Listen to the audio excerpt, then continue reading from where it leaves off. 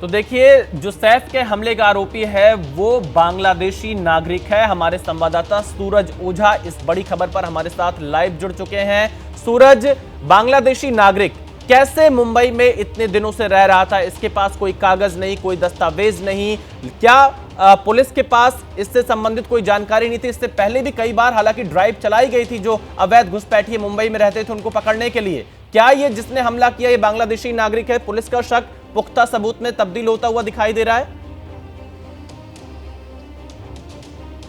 जी बिल्कुल, देखिए मुंबई पुलिस को जांच के दौरान जो एड्रेस मिला है, ये एड्रेस मुंबई से 2112 किलोमीटर की दूरी पर है। और ये मैं आपको बता दूं, उसका ग्राम है राजबरिया, थाना नाल सिटी, जिला झलोकाटी, जो बांग्लादेश का इलाका है। ये एड्रेस आरोपी ने खुद मुंबई पुलिस से साझा किया है, उसे बताया है।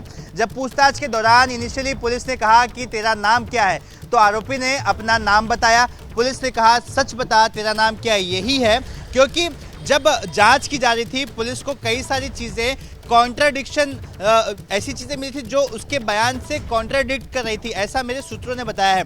जिसके बाद आरोपी ने खुलकर फिर बोलना शुरू किया। जब उसे पुलिस ने लगातार पूछा कि उसका असली नाम क्या है, फिर उसने अपना असली नाम बताया और फिर ये बांग्लादेश का एड्रेस भी बताया। ये एड्रेस 2112 किलोमीटर की दूरी पर है मुंबई से।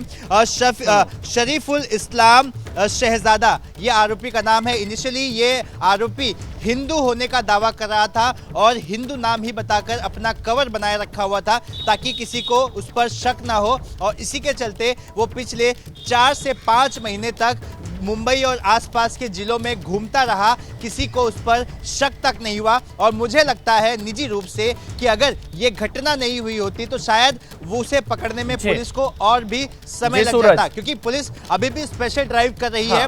पुलिस कई सारे लेबर कैंप में जाकर ऐसे लोगों से पूछताछ भी कर रही है। बिल्कुल सूरज ओझा, आप बने रहिएगा हमारे साथ, आपके पास आगे भी आएंगे। सैफ के हमलावर की गिरफ्तारी पर एक और बड़ी खबर सामने आ रही है। आरोपी शहजाद की गिरफ्तारी पर पुलिस का बयान। 15 जनवरी से पहले के सीसीटीवी खंगाले गए। पुलिस ने 9 जनवरी का सीसीटीवी फुटेज खंगाला था और एबीपी न्यूज के पास 9 जनवरी का सीसीटीवी मौजूद है। 9 जनवरी को अंधेरी के डीएन नगर में दिखा था आरोपी। डीएन नगर इलाके में बाइक से उतरता दिख रहा आरोपी और इसी फुटेज के बाद पुलिस ने बाइक के नंबर की डिटेल निकाली। 9 जनवरी के फुटेज के बाद पुलिस को लिंक मिलना शुरू हुआ। तो आप ये सीसीटीवी फुटेज 9 जनवरी का देख रहे हैं, जब बाइक से ये आरोपी उतरता हुआ दिखाई दे रहा है। और इसी वीडियो के आधार पर, इसी सीसीटीवी फुटेज के आधार पर पुलिस ने एक के बाद एक कड़ियां जोड़ने का सिलसिला शुरू किया और जिसके बाद थाने के एक कैंप से इसकी गिरफ्तारी हुई है। सूरज ओझा हमारे साथ बने हुए हैं। सूरज, 9 जनवरी के इस फुटेज ने आखिरकार 72 घंटे बाद पुलिस को आरोपी तक पहुंचा ही दिया, पुलिस ने गिरफ्तार कर लिया। कितना कारगर रहा ये 9 जनवरी का सीसीटीवी फुटेज? देखिए, मुंबई पुलिस ने, इससे आप अंदाज़ा लगाएं कि मुंबई पुलिस ने कब कब के सीसीटीवी फुटेज की जांच की होगी और कितने सीसीटीवी फुटेज कैमरों को स्कैन किया होगा। मेरे सूत्र बताते हैं 150 से 200 कैमरों की सीसीटीवी फुटेज को स्कैन कर लिया गया और वो भी 1-2 दिन का नहीं, पिछले 15 से 20 दिन का भी फुटेज चेक किया। और जो फुटेज आप टीवी स्क्रीन पर दिखा रहे हैं, इस फुटेज में आपको दिख रहा है कि अंधेरी से एक शख्स बाइक पर एक दूसरे अपने पिलियन राइडर को लेकर डीएन नगर इलाके में जाता है, वहां ड्रॉप करता है। एक सिग्नल पर एक शख्स बाइक से उतरता हुआ आपको नजर आ रहा होगा। ये जो शख्स है यही वो हमलावर है। और जब फुटेज जांच कर रही थी, अच्छा पीछे जाकर फुटेज जांच करने की आवश्यकता क्यों पड़ी, इसके पीछे का मोटिव ये है कि अगर ये शख्स बांद्रा के इस इलाके में आया है तो जाहिर सी बात है इस इलाके में इसके पहले भी आया होगा। तो तमाम फुटेज एक के बाद एक जांच किए जा रहे थे और इसके बाद 9 जनवरी का फुटेज मुंबई पुलिस के हाथ लगा, जिसमें एक बाइक से हमलावर उतरता हुआ नजर आया। उसके बाद उस बाइक के नंबर प्लेट से बाइक के मालिक का पता लगाया गया, उसने किसे पीछे बैठाया था उसका पता लगाया गया। तो इस तरह से एक के बाद एक कड़ियां जोड़ी गई। देखिए, पहले तो डम डेटा निकालकर कुछ नंबर निकाले गए थे, उस नंबर से खासा डिटेल्स नहीं मिल रही थी। उसके बाद जब इस बाइक के मालिक को पकड़ा गया उस नंबर के आधार पर, उसके बाद इस संदिग्ध की जानकारी मिली, उस कड़ियों को जोड़ना शुरू किया गया, तब जाकर मुंबई पुलिस को थाने का एक लोकेशन मिला। उसके बाद एक टीम को डिस्पैच कर वहां पर कोम्बिंग ऑपरेशन किया गया और फिर मुंबई पुलिस ने आरोपी को धर दबोचा। सूरज, लेकिन यहां पर पुलिस ने आरोपी को गिरफ्तार कर लिया है, क्राइम सीन को रिक्रिएट भी कराने ले जा रही है और बता रही सिर्फ चोरी के इरादे से गया था। सवाल ये है, और ये भी पुलिस का बयान आया कि उसे नहीं पता था कि यह सैफ अली खान का घर है। क्या जो बयान अब तक ये आरोपी दे रहा है वो सही बयान दे रहा है? क्योंकि बार बार हुलिया बदलता रहा, बार बार नाम बदलता रहा, तो क्या पता बयान भी गलत दे रहा हो फिलहाल।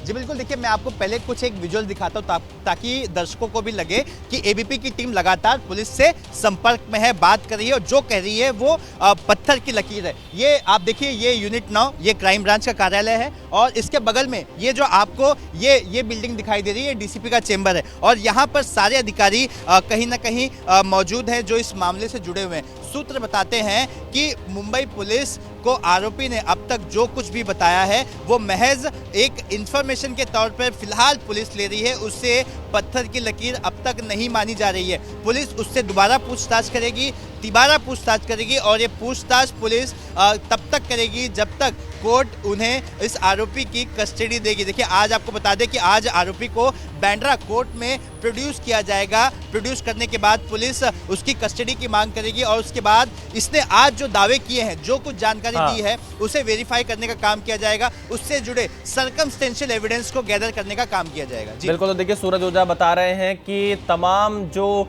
सबूत है पुलिस वो इकट्ठा करेगी, क्राइम सीन पर आरोपी को लेकर जाएगी और आरोपी की गिरफ्तारी के बाद पुलिस ने कई खुलासे किए हैं। पुलिस का कहना है कि आरोपी चोरी के इरादे से घुसा था, उसे नहीं पता था कि ये सैफ का घर है। 16 जनवरी 2025 को रात में 2 बजे बांद्रा पुलिस स्टेशन की हद्दी में अभिनेता श्री सैफ अली खान इनके घर पर जबरी चोरी के उद्देश्य से उन पर हमला हुआ था। बांद्रा पुलिस स्टेशन में गुना दाखिल किया गया है और एक आरोपी को उसमें अरेस्ट किया गया है। उस आरोपी का नाम मोहम्मद शरीफुल इस्लाम शहजाद है। मोहम्मद शरीफुल इस्लाम शहजाद, एज 30 ईयर्स। अभी तक की इन्वेस्टिगेशन में ये समझ में आया है कि ये आरोपी चोरी के इरादे से उस घर में उसने एंटर किया था और उस समय पर ये इंसिडेंस हुआ था। इस एक्यूज को कोर्ट में पेश किया जाएगा और पुलिस कस्टडी की रिक्वेस्ट की जाएगी और उसके बाद आगे का इन्वेस्टिगेशन किया जाएगा। इसमें प्राइमरी फेस ऐसा लगता है कि ये जो एक्यूज है ये बांग्लादेशी है और इंडिया में एंटर करने के इलीगली एंटर करने के बाद इस एक्यूज ने इसका नाम चेंज किया है, वो एक रीज़न हो सकता है। ये एक्यूज पिछले कुछ महीनों से ये एक्यूज पिछले 5-6 महीने पहले मुंबई आया है, ऐसा पता चला है। कुछ दिन ये मुंबई में रहा, बाद में मुंबई की विसिनिटी के कुछ टाउन्स में रहा और 15 दिन पहले फिर मुंबई आया है, ऐसा इन्वेस्टिगेशन में पता चला। अभी तक ऐसा कुछ इन्वेस्टिगेशन में निष्पन्न नहीं हुआ है। एक्यूज अरेस्ट होने के बाद हमको काफ़ी कम टाइम अभी तक मिला है।